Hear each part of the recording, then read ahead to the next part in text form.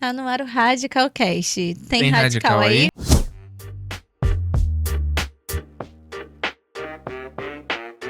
Eu sou o Firmo, casado pra sempre com a Maia. E eu sou a Maia, casada pra sempre com o Firmo. É isso. E hoje nós vamos receber aqui o pastor Ricardo. Seja muito bem-vindo, Obrigado. pastor. Bem-vindo, pastorzão. Obrigado. Antes de mais nada, a gente já quer pedir para o senhor. Se apresenta aí, conta um pouquinho de como foi chegar no Radical e aquela recepção calorosa de sempre, né? Meu nome é Ricardo Zarat, né?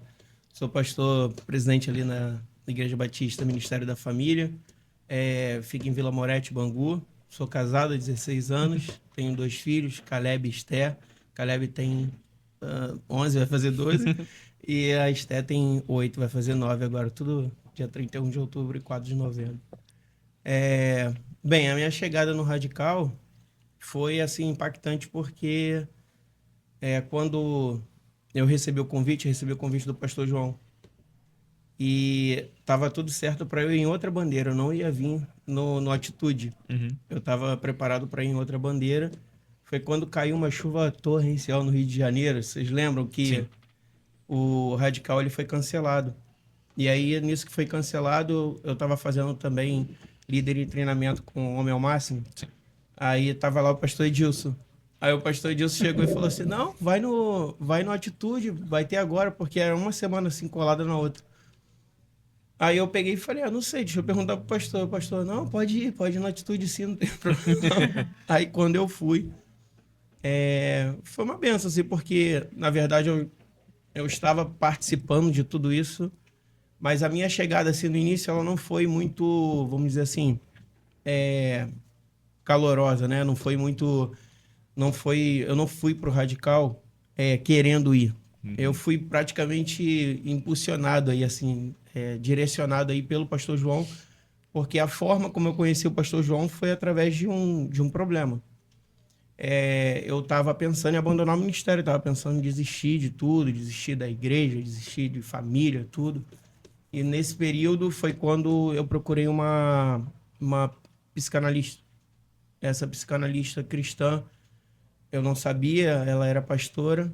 E aí, na segunda sessão, ela falou assim, teu problema não é de cabeça, teu problema é espiritual. Se você precisa de um pastor, porque você só fala de cuidado das almas, de que você ama as almas que Deus te entregou. E ficava nesse dilema entre a razão e viver pela fé, né? Ou cumprir o chamado que Deus havia me dado. E dentro dessa dinâmica, dessa luta, dessa guerra interior que eu estava vivendo, essa psicanalista então me apresenta o pastor João. Ela falou, você precisa de um pastor, você aceita eu te apresentar um pastor que vai te ajudar, que vai cuidar de você? Eu falei, tá. Aí quando ela me apresentou, eu já conheci o pastor João, assim, de ter ido na igreja dele, mas não pessoalmente, né? E aí ele me atendeu com muito carinho, a gente ficou conversando. Acho que no dia que ele me atendeu lá de 6 horas da noite, foi até 1 hora da manhã conversando, ele Nossa. e a minha esposa. Ficamos aí, e ele ouvindo, assim, literalmente. Ali eu já tive a primeira lição como um pastor, né? Que é aprender a ouvir. Uhum. E ele ouvia o tempo todo. E ele me colocou perto dele. Então eu fui fazer líder em treinamento no Nome ao Máximo, que eu já tinha feito o curso. Aí me colocou perto dele o tempo todo. E por fim me apresentou o Radical. E, assim, eu falo de verdade para vocês, o Radical, eu me encontrei, assim, foi a minha praia, era o que eu sempre procurei em relação a trabalhar com vidas, cuidar, ministrar e ser ministrado também. E ali eu pude ver também o lado humano, né, do cristão que precisa ser tratado, ser cuidado. E foi isso, assim, o Radical foi impactante na minha vida, foi um divisor de águas, porque de lá eu voltei não mais querendo abandonar o ministério, nem a família, nada, pelo contrário, eu queria agora era ganhar alma para Jesus e foi isso, eu passei a trabalhar em todos, né? Eu só não fui no de dezembro, como eu havia comentado aqui em off, eu só não fui no de dezembro porque tinha compromissos com a igreja, porque depois disso até isso a igreja também percebeu e foi junto comigo. Tu gerou curiosidade, né? Toda a igreja, que mudança é essa? O que está acontecendo? E logo quando eu volto do Radical, meu primeiro culto, no domingo, lá de camisa branca, eu peço perdão à igreja, peço perdão em relação a querer abandonar o ministério e sigo em frente, graças a Deus, assim. Hoje a igreja é um polo ali do Radical, mesmo não sendo oficial, porque é uma igreja pequena, tem poucos membros, mas Deus tem feito coisas maravilhosas assim no nosso meio. A começar por mim, né? Então, foi isso, de abandono para ser hoje um incentivador ali do Radical. E eu não abro. Eu já conheci outras bandeiras por conta disso. O negócio foi tão intenso que eu já participei de outras bandeiras, conheci pessoas que passaram em outros projetos e eu tenho sido um instrumento da mão de Deus. Depois eu conto um pouquinho mais das promessas que eu fiz quando eu voltei do Radical. Sim. Mas, pastor, é muito interessante você falar sobre essa vontade mesmo de desistir, porque às vezes surge e as pessoas não falam muito sobre isso, né? Sim. Às vezes a liderança se sente muito vulnerável se compartilhar algo do tipo, então eu tenho certeza que talvez alguém se identifique com isso, né? Tive uma vontade de desistir. Depois que você voltou do Radical, como permanecer no ministério? Como ter forças para continuar? Primeiro, assim, o Radical me ajudou a enxergar o pastor que eu era, né? Primeira coisa que eu identifiquei no Radical, que assim foi nítido, foi uma das frases a primeira coisa que eu falei ali no Radical foi que eu não tinha pedido para ser pastor. Eu, de verdade, assim, eu nunca me esforcei para querer ser um pastor de igreja. Eu fui criado numa igreja... Criado não, aos 18 anos de idade eu tomo a decisão por Jesus e aí eu comecei a me firmar, a participar das escolas bíblicas dominicais, comecei a ter interesse pela palavra de Deus, muita curiosidade em relação ao processo de conversão, ao novo nascimento, querendo conhecer mais de Deus. O pastor local, então, daquela igreja me deu uma Bíblia. Eu comecei a ler a Bíblia, e lendo a Bíblia eu comecei a entender as mensagens, que até então eu não entendia, só me sentia bem nos cultos. E entendendo a mensagem, entendendo que precisava de mudança, arrependimento, posicionamento, todas essas coisas, eu tive muita curiosidade e pedi ao pastor se eu podia ler mais a Bíblia com alguns jovens que tinham lá na igreja, que eram poucos também na época. E ele falou assim, pode. Ele abria a igreja, porque minha casa era muito barulhenta, eu sou numa casa de... Assim, a minha infância foi bem complicada, porque eu perdi meu pai aos 4 anos de idade. Meu pai tinha uma situação financeira muito boa. Ele foi assassinado, ele sofreu um assalto ali na Taquara, tinha uma joalheria, e aí ele acabou falecendo em 86, eu tinha 4 anos. E aí cresci numa família desestruturada, porque minha mãe tinha 6 filhos, com meu pai, e dentro de um apartamento, com 2 quartos. E eu não tinha, assim, paz ou momento de tranquilidade dentro de casa. Não existia isso, né? E então eu pedi ao pastor para ir para a igreja, para poder ler a Bíblia. E aí o pastor autorizou e ele tinha esse cuidado também, né? De ir lá abrir a igreja e a gente ficava lá estudando a palavra. O tempo foi passando, quando eu fui ver o grupo jovem crescendo, a igreja crescendo, as coisas foram acontecendo. Foi quando o pastor me olhou, eu lembro disso direitinho, eu orei assim, numa roda que nós fizemos no final do culto, e eu estava orando ali com os jovens, o pastor pegou e me chamou, falou assim, Ricardo, eu sei que você tá, nessa época eu já estava namorando, ele falou assim, você está namorando, mas a gente quer te preparar para ser um pastor de jovens. Aí eu falei, mas como assim, pastor? Ele falou, não, porque a gente vê em você, Deus te usando, e eu não me via, eu não me enxergava, esse que era o problema. E então ele me convida ao ministério pastoral. E eu falei, mas como que é ser pastor? Como que vai ser isso? Aí ele falou assim, não, como é que tá o teu estudo? Na época eu tinha um 2º grau já completo. Aí ele falou, então, vai ser como se fosse uma faculdade, você vai fazer um seminário e a igreja vai te ajudar. Deixa que eu procuro o seminário para você. E aí ele escolheu o seminário e eu comecei em 2007. Em 2007, então, eu começo a fazer o seminário. E a preocupação dele, na verdade, de me mandar para o seminário era por exemplo, de eu ter confusão teológicas, né? Questão também de filosofia. Ele falou, mas hoje eu vejo que você está com uma base bíblica boa, então você não vai ter esse problema. Então, cuidado, ouve tudo, estuda bastante, mas preste atenção no que você está ouvindo para você não fugir, né? Porque acontece muito, né? Tem gente que começa o seminário teológico e desiste, sai, e acaba se perdendo. E aí foi nesse período que eu entrei, então, no seminário, comecei a estudar. Quando foi em 2009, recebo eu já tinha, dentro desse período, eu estava com essa namorada, a namorada acabou a gente tendo um problema, foi mais da parte dela, e ela saiu da igreja, e eu fiquei uns 8 meses, mais ou menos assim, sozinho. Aí foi quando eu conheci minha esposa, e aí em 2009, já preparando tudo para casar, eu recebo uma profecia. A profecia foi que eu seria pastor de uma igreja. A profecia foi mais ou menos assim. A irmã me via dirigindo uma Kombi branca. Nessa Kombi tinha muita criança dentro dela, as crianças comiam, estavam ali comendo, se alimentando, e ela acorda do sonho. E ela pede ao Senhor uma revelação ou uma orientação sobre aquele sonho, e Deus fala para ela que eu estava dirigindo a Kombi porque eu seria o pastor da igreja. E a Kombi seria a igreja, as crianças, os membros, e a comida, a palavra. E ela fala, então Deus me mostra você pastoreando uma igreja. Mas eu não tinha essa intenção, eu não tinha nem, como eu falei, nem intenção de ser pastor.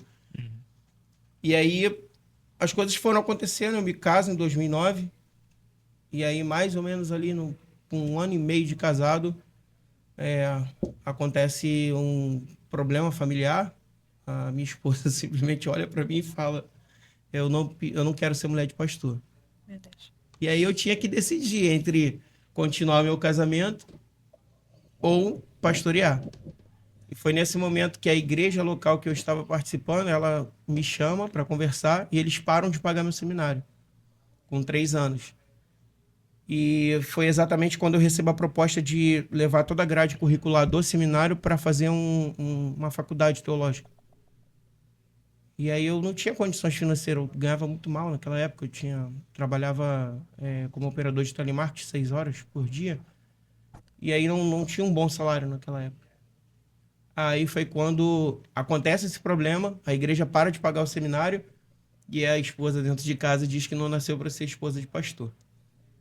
E aí o inimigo entrou dentro da minha casa, fez muita bagunça, e foi no momento que eu pensei, cara, eu não pedi para ser pastor, não quero ser isso, e o que eu faço? Eu continuo nesse negócio. Foi quando eu vou fazer uma visita na casa da minha mãe, e minha mãe, por problemas que estavam acontecendo dentro da igreja local, minha mãe não queria mais saber de igreja. E eu usei uma frase para minha mãe, que eu falei assim, mãe, tô me formando, em 2010, mais ou menos, eu falei, acho que é 2010, eu falei, 2010, o início de 2011, eu tô terminando o seminário, você é teu pastor.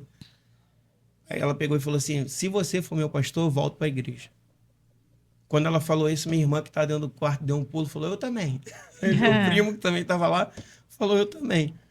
E aí começou esse projeto, vamos dizer assim, da igreja, que eu não entendi aquilo. E minha mãe começou a fazer uns cultos na casa dela quarta-feira, e contando comigo para que eu fosse lá, para levar uma palavra e tocar violão. Então eu ia para lá, ficava tocando violão, tava fazer culto, começou eu, minha mãe, minha avó, só. Fomos nós 3. Quando eu fui ver, o negócio estava crescendo, crescendo. Aí meu sogro, aí nisso, Deus já começou a trabalhar no coração da minha esposa, ela volta e ela vai participar de um culto e traz o meu sogro. Meu sogro já era pastor. E ele perguntou pra gente, posso ficar aqui com vocês? A gente falou, pode. Ali não era uma igreja, era uma reunião em casa. E ele então participa daquela reunião e começa a tomar um corpo, assim, né? A igreja começa a se formar ali, podemos dizer assim, e todo mundo alegre, feliz, e meu sogro olha assim e fala, gente, por que a gente não se organiza como igreja? Eu estava fresquinho de seminário, sabendo ali toda a parte administrativa. Meu sogro, ele era pastor, mas ele não tinha seminário teológico, não. Mas ele tinha unção e chamada. E ele pegou e falou, por que a gente não se organiza como uma igreja, já que está todo mundo aqui desigrejado? Não tinha ninguém ali estava congregando. Ninguém. Eu, assim, congregava visitando outras igrejas devido ao problema que tinha acontecido lá com a igreja local. E aí, mas eu ficava ali visitando. Então, assim, eu não sabia mais para onde ir. Essa que é a grande realidade. Aí, quando meu sogro pega e faz essa pergunta, todo mundo fala, e sim, então vamos se organizar, o que que a gente precisa? A primeira coisa para organizar uma igreja precisa de dinheiro, né? Legalizar a documentação, toda essa parte. Aí vamos começar a ofertar e dizimar. Todo mundo concorda e começamos. E aí, mais uma vez, passa um final de semana, sou chamado pelo meu padrinho de casamento para conversar. E tomando um café com ele, ele me pergunta, como é que tá o teu seminário? Aí eu falei, tá trancado, devo voltar agora, depois que a Débora voltar, porque nesse período ela perdeu o emprego. Aí ele falou assim, depois que ela voltar a trabalhar, eu devo voltar a fazer o seminário. Aí ele falou assim, então pode destrancar a tua matrícula e vai fazer tua faculdade, porque eu vou pagar. E ele termina de pagar, então, todo aquele seminário, porque ele falou assim, eu acredito no teu chamado, no teu ministério. Então, o tempo todo, o que acontece? Eu não entendia porque eu estava sendo chamado para o ministério pastoral, mas o tempo todo em que parecia que era o fim, sempre vinha alguém tentar reacender essa chama do ministério. E aí, quando eu termino a faculdade, isso em 2011, terminei a faculdade, aí em 2012, então eu sou consagrado a pastor, já com a igreja formada, tudo direitinho. Aí passaram-se um tempo, 2013, né, e eu lembro que nesse período que a gente organizou a igreja, em 2012, que eu fui consagrado, um irmão também foi tomado em profecia, mesmo sendo de igreja batista, mas uma batista renovada, a gente sempre chama pregadores de fora. E aí um irmão veio e falou assim, Deus manda dizer que tá te dando um presente. E o presente era meu filho, eu não sabia. Aí veio o Caleb, em 2013. E aí começou, né? Começou a trajetória toda. Só que por conta de ser locais alugados, e eu deixei meu sogro como o pastor responsável, porque até então não era pastor, ele veio me consagrar só em 2012. Quando o tempo passou, o meu sogro, então, ele... melhor, em cada momento que ele tentava, que a igreja tentava se estabelecer, por conta de ser aluguel, as pessoas aumentavam o aluguel e a gente não conseguia manter e sair. Então a igreja ficou com uma rotatividade muito grande e foi pegando um outro rumo, né, teológico, assim, né? Um outro rumo teológico. Eu cheguei pro meu sogro e falei, olha, nesse período eu também perdi emprego, aí a vida foi me oferecendo outras coisas, né, em relação à vida profissional. E aí eu comecei a prosperar, comecei a ganhar um bom dinheiro, fui promovido na minha empresa, que eu trabalhava como vendedor na NET, aí depois fui para supervisor de vendas. E aí nesse período eu comecei a me dedicar mais ao trabalho e de verdade eu fui deixando o chamado de lado. Eu sempre tentei correr do chamado. É tanto que quando meu sogro, no papel ali, se tornou o presidente da igreja, a minha família ficou chateada comigo, porque eles falaram, não, nosso pastor é você. Eu falei, mas eu não sou pastor ainda, então... Eu tô voltando um pouquinho na história. Pô, mas eu não sou pastor ainda, então ele é pastor, então ele tem que ser o presidente da igreja. E eu sempre tentei correr do chamado, sempre tentei fugir de verdade. Mas ao mesmo tempo Deus me puxava para essa questão de ser pastor e eu não entendi. Resumindo assim a história, o meu sogro fica com a igreja e eu então vou para outros ministérios, tentando sempre fugir, né?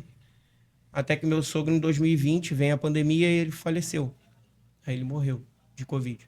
Quando ele faleceu, a igreja praticamente parou, eu guardei todas as coisas da igreja e continuei lá na igreja que eu estava visitando, que eu estava ajudando ali, não como pastor auxiliar, né?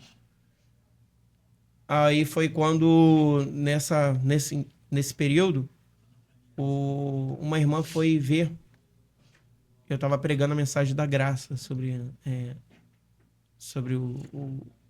a maravilhosa graça de Deus. E uma irmã foi ver essa pregação e Deus fala no coração dela. Vai vender tua casa e compra a igreja. Parece loucura, né? Vender a casa, morar onde? Mas Deus foi tão bom com ela que colocou isso no coração dela. Eu não sabia, isso já estava 4 anos atrás já no coração dela, ou seja, em 2016. Que Deus colocou para que ela vendesse a casa e ela não conseguia vender. Quando vai em 2020, ela me vê pregando em 2021, mais ou menos, que até 2020 as igrejas ainda estavam fechadas, né? Quando chega 2021, então, os cultos voltam presenciais e ela vai ver essa pregação, eu prego e Deus fala no coração dela, compra a igreja. E ela voltou na imobiliária e pediu para renovar. E o corretor falou, minha irmã, pandemia, como é que eu vou conseguir vender tua casa à vista? Não tem condições. Porque ela queria, no coração dela, era vender a casa, uma parte comprar a casa dela e a outra juntar para comprar a igreja. Tudo isso sem eu saber. Aí foi quando ela falou, não, Deus mandou renovar, pode renovar o anúncio. E ele renovou, naquela semana ela vende a casa. Nossa. Vendeu a casa com valor à vista e ela então compra a casa dela, perto da minha mãe, que ela queria. E com a outra parte do dinheiro ela guarda para poder comprar a igreja. E aí, mais uma vez, aí eu passo um período assim, sem saber daquela situação, e aí eu sou mandado embora da empresa que eu estava. Nossa. E aí, quando eu fui mandado embora, eu fiquei muito chateado. E aí, por que eu tô falando tudo isso assim, gente? Porque você fez a pergunta sobre a questão do ministério pastoral, né? Sim. A gente precisa entender que quando nós somos chamados pelo Evangelho, se Deus ele tem um plano na tua vida, ele vai cumprir. Ele vai cumprir. Mas ele nos dá também o direito de escolher, de decidir. Então, assim, eu poderia optar por, em toda a questão, de não ser um pastor, de lutar pelo meu casamento, por exemplo, de deixar tudo, e de deixar, de fato, eu viver a minha vida e deixar o ministério de lado. Mas o tempo todo Deus me impulsionava para isso, e a gente só vai entender depois, né? Só vai entender quando o tempo passa. E a melhor coisa é viver, respondendo a tua pergunta, a melhor coisa é viver os sonhos de Deus, e não os nossos sonhos. Porque os nossos sonhos podem ser bons, mas eles não vão te completar. Quando eu falei que hoje o radical é minha praia, é exatamente por isso, porque hoje eu entendo que se eu deixasse o chamado de lado, se eu não cumprisse aquilo que Deus estava mandando, eu ia perder a oportunidade que eu tenho hoje de ver o mover de Deus na vida das pessoas, de ver Deus transformando outras histórias igual a minha ou até piores, né? E ver Deus restaurando o ministério, fazendo coisas maravilhosas, e cada vez que eu vou no Radical, eu percebo que é isso que Deus quer, foi para isso que Deus me chamou. A gente precisa impactar na vida das pessoas, a gente precisa, de fato, ser referência na vida das pessoas. Tem uma frase do pastor João, que ele diz que obedeça, ainda que não faça sentido. Uhum. E tem isso, o evangelho é isso, é obedecer sem fazer sentido. Obedece porque é o melhor caminho. Vai ser menos penoso, vamos dizer assim. E no final, recompensador. Ainda que a recompensa não seja aqui na Terra, mas o final é melhor, porque Deus, ele tem pensamentos maiores do que os nossos. Sim. Com certeza. E eu estou aproveitando esse momento para dar esse testemunho, porque foram muitas coisas impactantes que aconteceram, né? Eu tinha tudo para desistir. Eu lembro que os meus familiares que iam na casa da minha mãe, que olhavam para mim e falavam assim, esse garoto aí tem tudo para ser marginal. E hoje eu estou pastor, né? Não sou um pastor local ali, ajudando vidas, e dentro da casa da minha mãe, Deus me levanta como um pastor para anunciar o reino. E eu entendo que esse é o chamado de Deus, é isso que Deus quer. Uhum. E aí, resumindo a história, gente, aí eu perco o trabalho. Quando eu perco esse trabalho, e perdi de uma maneira muito ruim, porque o patrão, ele simplesmente não pagou meu salário. Nossa. Me mandou embora e não pagou. Uhum. E na hora eu fiquei com muita raiva, né? Que veio o lado humano, homem ali, de querer se vingar, querer quebrar, querer fazer isso e aquilo. E ao mesmo tempo que eu pensei em agir com as minhas próprias forças, o Espírito Santo de Deus soprava no meu ouvido dizendo assim, não faz. E me trazia à memória frases do meu sogro. Uma das frases dele foi que meu sogro, ele tinha uma vida assim torta, né? Antes de conhecer o Evangelho. Uhum. E ele então abandona tudo por conta do Evangelho, e ele começou a trabalhar na feira. Só que quando ele começa a trabalhar na feira trabalha domingo. Ele tinha uma sede pela palavra e queria ouvir a escola bíblica dominical. E ele abandona a feira também. Nossa. E começou a vender cafezinho na rua. E foi para dentro do trem. Quando ele foi vender o café dele no trem, a segurança pegou, jogou o café dele todo fora no chão. E quando ele, chorando assim, foi embora, segurou as garrafas e mandaram ele embora, né? Igual um cachorro, assim. Ele foi embora virando as costas e o diabo sopra no ouvido dele. Foi para isso que você veio, para esse teu Jesus? Olha o que teu Jesus está te dando aí. Comigo você tinha dinheiro, tinha tudo e tal. E o Espírito Santo, aquela guerra, literalmente, do outro lado. Suporta. Suporta porque você vai entender. É melhor obedecer. E ele, então, vai chorando para casa com 3 filhos. E o Espírito Santo ainda fala para ele assim, volta e entrega o copo. E ele voltou e entregou os copos descartáveis na mão de segurança.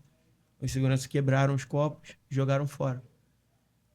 E depois Deus pega e chama ele para o ministério pastoral e ele cria todos os filhos no caminho do Senhor e partiu. No dia que ele partiu, inclusive, eu estava levando ele para o hospital e a frase dele para mim foi: luta para entrar no céu. Ricardo, esse mundo não tem nada para te oferecer. Luta para entrar no céu. Fica firme com Jesus. Foi essa a frase dele, antes de falecer. E aí ficava vindo essa frase no meu ouvido quando o patrão me mandou embora. E ficava vindo essa frase no meu ouvido: luta para entrar no céu, não age com a tua força. Esse mundo não tem nada para te oferecer. E nesse período, eu estava sem falar com meu sobrinho. Mesmo sendo pastor, a gente também tem coração, sente raiva às vezes de coisas ruins que as pessoas fazem contigo e eu estava sem falar com meu sobrinho. Então eu peguei o telefone na hora, liguei para minha irmã e falei assim: eu quero falar com meu sobrinho. Ela falou assim: ele tá em casa? Ela falou assim. Falei: tô indo para aí. E eu corri para lá por quê? Porque eu falei para ela: não tem mais nada nesse mundo. Se eu morrer hoje, eu prefiro morrer sofrendo o agravo para de fato herdar o reino dos céus do que ficar vivendo um evangelho de mentira ou superficial. E eu corri para casa dela. Quando eu corri para contar isso, ele saiu. Meu sobrinho saiu. Acho que ele ficou sabendo que eu estava indo. Saiu. E aí ela vendo ali o meu momento quebrantado, ela chegou e falou: ó, eu não ia te contar, mas vou te contar. Lembra que eu te falei que um dia a gente teria a nossa igreja? Eu falei: lembro. Falou: então, Deus me deu o dinheiro e eu tô aqui para comprar a igreja. Mas não é para você correr do teu chamado. Para de fugir. A frase dela: para de fugir do teu chamado. Eu quero que você seja o pastor da igreja. Deus está te dando a igreja para você. Você entende? Eu falei: entendi. E aí ela me mostra o local. Era uma loja, tal, estava mais ou menos reformado. Eu achei bonito. E aí, sendo que nesse período também, com a falta de emprego, todas essas coisas estavam acontecendo, tinha comprado um apartamento e eu tinha vendido o carro para poder quitar o apartamento, não conseguia. Perdi o apartamento, perdi os carros e ganhei a igreja. Mas quando ela foi me mostrar onde seria a igreja, eu, na hora que eu fui com ela visitar, as fotos estavam lindas. Quando ela foi me mostrar o local, eu falei: tu é doida. Eu falei: vai você sozinha para ir que eu não vou. A igreja ficava dentro de uma comunidade dominada ali pelo tráfico de drogas. E assim, eu sempre vivia em volta da comunidade, mas não dentro dela. E aí eu me assustei com aquilo, né? Aquele ambiente, o pessoal armado na porta da igreja. E eu, quando ela me mostrou, eu saí de lá e falei: tu é doido. Eu falei: fica você aí, eu não vou não. Eu falei: aqui não é. Mas o tempo todo, aí foram 6 meses, né? Em briga de oração, podemos dizer assim. Orando, intercedendo, e ela falando: é aqui, Deus falou que é aqui, é aqui, é aqui. E eu tentando fugir, e Deus o tempo todo usando várias situações. Fala muito comigo através de louvores, de banner, da própria Bíblia também, né? Na leitura bíblica.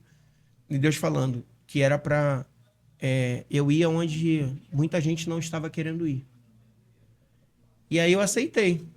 6 meses depois eu aceito e ela compra a igreja. Culto de inauguração, a igreja lotou.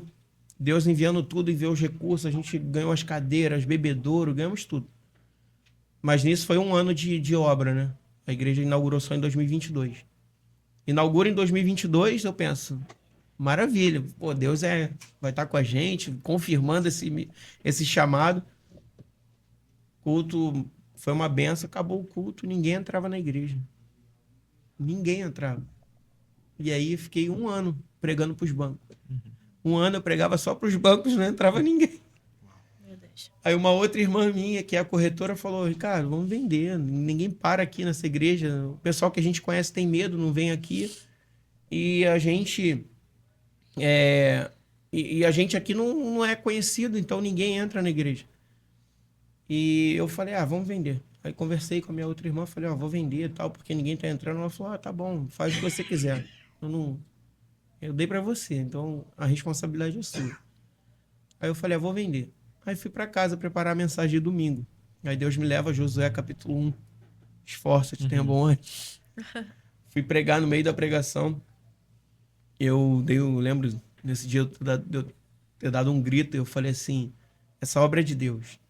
Se essa obra de Deus, ela não vai parar. Se ele colocou aqui, é ele que confirma. Então a gente não vai vender igreja nenhuma. Vamos continuar. Aí minha irmã deu um grito lá do banco, falou, amém, vou botar o nome lá fora. A gente, então, começou a divulgar a igreja do lado de fora. E aí, Deus começou a trazer. Então, em 2023, Deus começa a trazer o povo para a igreja. Aí traz. E aí, eu tô ali, né, pastoreando, e depois fui entender que a comunidade teve um preconceito pelo nome Batista. Porque mesmo a gente sendo renovado, mas eles tinham um preconceito com a Batista. Eles achavam a Batista muito fria, essa questão, né? E aí não entravam na igreja. Mas Deus fez um movimento lá bacana e começou a trazer o pessoal. Aí tá bom. Aí em 2013 eu recebo uma notícia muito triste. Muito triste mesmo, assim, um silêncio de Deus horrível. E aí foi quando eu entrei em parafuso, que eu pensei, eu falei, o que eu faço agora? E mexendo de novo na minha família. E eu falei, agora eu não sei mais o que fazer. E aí foi quando eu comecei a me preocupar demais com a questão da igreja, vendo a igreja encher, e ao mesmo tempo essa crise existencial que eu estava tendo. E aí foi quando eu comecei aí fui procurar uma psicóloga. Aí procurei, a psicóloga me receitou alguns remédios que me dopavam, me arriava mesmo. E para completar, ainda tive um problema na coluna, hérnia de disco, um monte de coisa que eu descobri que depois estava com um problema na coluna. E eram remédios também que me dopavam. E aí, eu tomando esses remédios, procurando psicólogo, cabeça confusa e pedindo resposta para Deus, Deus não respondia em cima de uma situação específica, mas ao mesmo tempo, a igreja enchendo. E eu sem saber. E aí foi a minha crise. Foi quando eu comecei a pensar em desistir de tudo mesmo. E aí eu lembro, nesse dia eu fui trabalhar, quando eu voltei do trabalho, eu contei os remédios que eu tinha dentro. E eu falei, tem 14 comprimidos aqui. Se um me apaga, 14, eu não acordo mais. Meu Deus. Falei, aqui eu paro. E aí pensei mesmo em tirar minha vida. Aí foi quando os amigos, esse meu padrinho de casamento, me apresenta essa psicanalista que me apresentou o pastor João. Ela falou, teu problema não é de cabeça. Que o tempo todo eu falava das minhas questões, dos problemas que eu estava tendo, mas ela falava, mas você não para de falar de alma, não para de falar de vida. Você é pastor, Deus te chamou para isso, então assim, vai cumprir o teu chamado. Vai fazer o que Deus te chamou para fazer. Só que você está sem estrutura. Por quê? A minha infância foi crescer sem uma estrutura paterna, porque eu não tive meu pai. Os 4 anos eu não sabia, né, o que era ser um pai, tipo, o Dia dos Pais, nunca vivi isso. E depois, e aí dentro desse período, eu vou abrir um parênteses aqui, dentro desse período, para piorar, quando minha mãe, 5 anos depois do meu pai falecido, minha mãe se relaciona, né, com um homem dentro da igreja, e esse homem era um pedófilo. Meu Deus. E ele abusou de mim e um monte de coisas. Então eu nunca tive aquela figura de um pai, sabe? Pai, para mim, estava muito distante. Então eram muitas crises dentro de mim ao mesmo tempo e eu tendo que lutar contra isso tudo. Eu pensei em desistir de verdade, pensei em acabar com tudo. Eu falei, chega, gente, é muito sofrimento. Só que eu lembro que uma das coisas que Deus usou para eu não tirar minha vida foi lembrar do meu filho. Ele ficava trazendo a memória do meu filho. Falou, ele vai crescer igual você, né? Ele vai crescer sem pai. É isso que você quer para ele? O Espírito Santo falando isso no meu ouvido. E eu pensando, vou tirar, chega, acabou, não dá mais. E aí, quando, como eu falei, apresenta-se a psicanalista, depois o pastor João, e o pastor João me apresenta o Radical, e eu vou no Radical ali. Eu encontrei resposta para todas essas perguntas. Vi que eu estava sendo omisso, de verdade, omisso em relação ao que Deus estava confiando na minha mão. Estava sendo omisso no chamado, omisso no ministério, omisso na minha família, omisso como pai, porque pensar em retirar a vida e esquecer da responsabilidade que Deus havia me dado como um presente, por exemplo, como ele mesmo disse, né? Que estava me dando um presente, que era meu filho. E depois a menina, então assim, e a minha filha, e eu fiquei pensando, e agora? Eu descobri tudo isso no Radical, que eu estava sendo alguém realmente assim, covarde, e eu precisava me levantar contra isso, porque eu tinha um Deus que estava confiando isso na minha mão para que eu pudesse ajudar outras pessoas, e não somente isso, descobri também um pai amoroso, um pai que educa, um pai que entende os nossos erros, mas não concorda, mas entende, mas ao mesmo tempo ele não desiste. E foi isso que o Radical me mostrou. No Radical eu encontrei um amor, posso dizer assim, incondicional, porque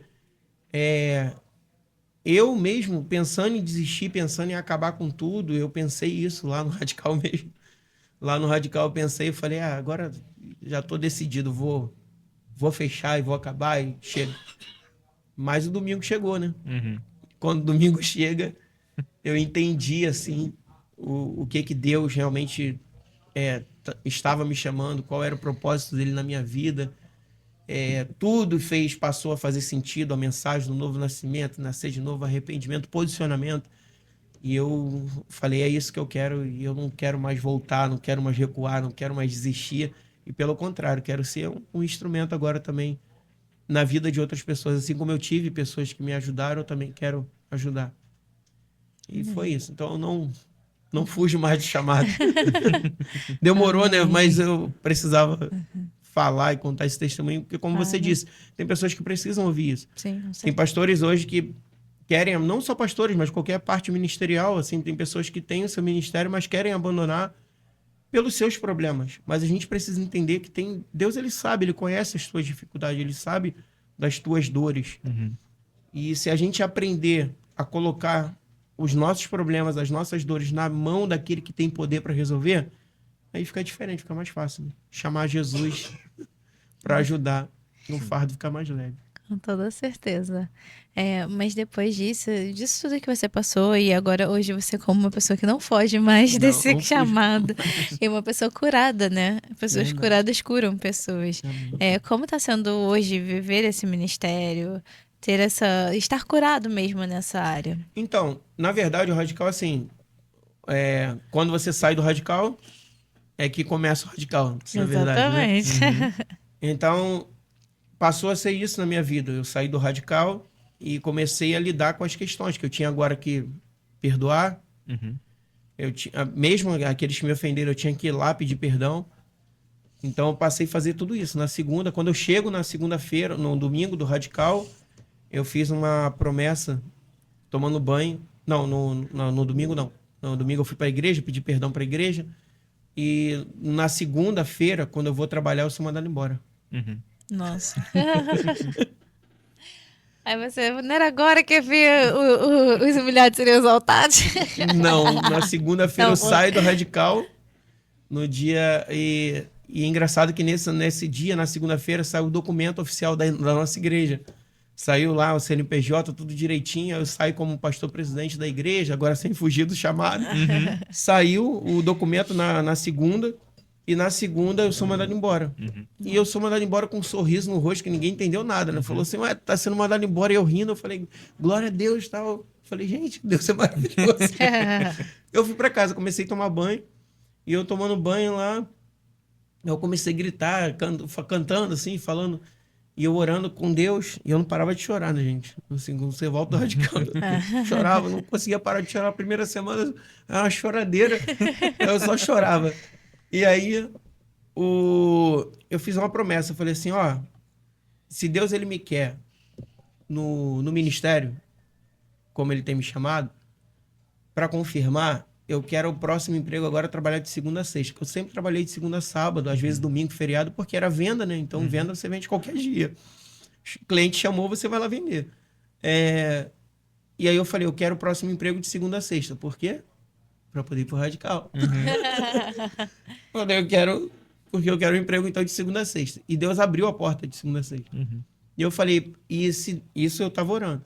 E eu falei, se Deus, mas em voz alta, eu falei, se Deus realmente confirma, eu quero que a Débora, né, que é a minha esposa, falei assim, que você ganhe o próximo Radical. Porque no pós-radical tem os cultos, e aí ela foi sorteada. Ela vai no culto, no pós-radical, e ela ganha o sorteio, e ela foi. Uau. E aí foi o que aconteceu. Então, de lá pra cá, Deus vem confirmando. E faz a pergunta de novo, desculpa. Eu perguntei Porque como tem a está ver com... sendo viver Ah, esse então. momento. Então, assim, tem sido viver esses milagres, assim, do pós-radical, e conviver com isso. O que aconteceu também, que o radical me proporcionou? Novas conexões, né, com pessoas que... Então, assim, eu participei de vários outros cursos em outras igrejas, do pastor Carlos Alexandre, do pastor Caio. Fui participando de vários cursos e vendo muitas ideias, muitas coisas que eu poderia trazer e agregar também para a igreja. Sim. E também incluir os membros da minha igreja, que eu não sou aquele pastor ciumento, não. Entendo que a ovelha, ela é de Cristo, não é minha. Mas Deus, claro, confiou ali, então eu tenho que cuidar. Mas eu gosto dessas conexões com outras igrejas. Então, hoje, tudo que tem de projetos novos ou do próprio Radical trazer os membros da minha igreja para participar, eu faço isso, entendeu? Então, eu levo. Então, hoje, o pós-Radical tem sido isso. Tem sido viver diariamente em viver aquilo que eu estava errando, ou seja, parar de viver, né, de mudanças, de parar de ser um omisso, assumir os meus compromissos, assumir as minhas responsabilidades e entender que ainda que o homem ou que as pessoas pensam em desistir ou não acreditem no teu chamado, Deus, ele acredita. Deus, ele não desiste, Deus, ele não pensa como um homem, me faz lembrar de Davi, né? Quando Davi faz aquele censo, e Deus, então, fica ali bastante com raiva de Davi, irado, né? Com Davi ter feito aquele censo e aí Davi é confrontado no sentido de ter que escolher, porque Deus iria trazer uma consequência sobre a vida de Davi, pede a ele dar 3 opções para ele. E Davi, então, começa a perder os homens todos, e quando Deus vai tocar no povo de Israel, é onde Deus sente ali e pede para parar os anjos de continuar matando o povo. E Davi fica chateado e fala, Senhor, quem errou fui eu, me mata. Mas a gente precisa entender que as nossas ações, elas geram consequências. Então, assim, as consequências ficam, a gente precisa aprender a lidar com elas, mas Deus, ele não desiste, ele sempre... A essência de Deus, o DNA de Deus é amor. É o que está escrito atrás das nossas blusas, né? Sim. Que amar com o amor de Jesus é possível. Então, é isso, assim, Deus é amor. E quando a gente entende isso, você precisa entender que independente dos teus erros, das tuas falhas, das tuas quedas, Deus, ele não desiste de você. Ele não esquece de você. E ele tem uma saída, ele tem uma solução. Então, o que ele quer da gente é posicionamento. Que a gente reconheça, em primeiro lugar, que erramos, que é o início da conversão de todo homem, de toda mulher, reconhecer que é pecador e carece dessa graça maravilhosa de Deus. E, por fim, permanecer. Né? João 15, permanecer. Porque permanecer a gente vai conseguir, de fato, herdar as bênçãos e as heranças que Deus tem preparado para cada um de nós. Amém. Então, tem Nossa. sido isso. E, pastor, a gente vai estar se encaminhando pro final, né? E toda vez que... Falei pouquinho, né? Pouca coisa. E a cada Radical Cast, cada episódio, a gente pede para que os nossos convidados deixem um combustível para a semana, né? Das pessoas que estão ouvindo. Então, fala aqui para nossa câmera, por favor, um combustível para a semana dessa galera aí. Combustível necessário nascer de novo. A gente precisa entender que o evangelho, ele é diretamente sobre posicionamento. Você precisa saber quem é você. Você precisa entender que Deus, ele te ama, que ele entregou o filho dele na cruz para que ele pudesse nos resgatar, mesmo que conhecendo as nossas limitações, as nossas falhas. Ele nos ama a ponto de entregar o próprio filho a morrer na cruz por mim, que não merecia. Então, não desista, não pare, mas se posicione no reino de Deus, se coloque para fazer a vontade de Deus, porque eu tenho certeza que, fazendo a vontade de Deus, vamos viver uma vida de paz e vamos herdar cada uma das bênçãos e das suas heranças que Ele tem preparado para nós. Mas para isso tem que se posicionar, tem que nascer de novo. Amém. Amém. Uau. Então é isso, gente. Se você assistiu até aqui, não se esqueça de se inscrever no nosso canal, de curtir esse vídeo, né? E Exatamente. comentar, porque para que o algoritmo entenda que esse conteúdo é relevante, eu tenho certeza que edificou a sua vida e pode edificar a vida de muitas pessoas. Então compartilha com aquela pessoa. Se você pensou em alguém que pode ser edificado com esse conteúdo, compartilha para aquela pessoa. E se você assistiu até aqui, você vai comentar Posicionamento. posicionamento. Nossa, eu tava pensando, que conexão. Comenta aí, posicionamento. Pra gente saber que você assistiu até aqui. Muito obrigada, pastor. Tenho certeza que vai edificar muitas vidas. E é isso. Até a próxima, pessoal. Valeu, tchau. Valeu. Tchau, tchau.